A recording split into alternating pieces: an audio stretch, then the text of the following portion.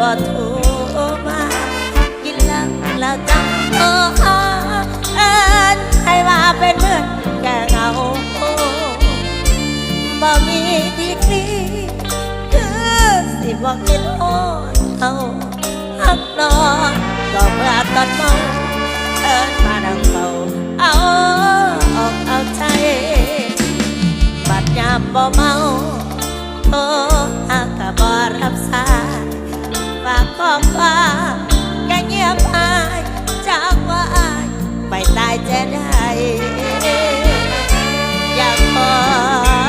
นะบางวันก็ต้องทำใจ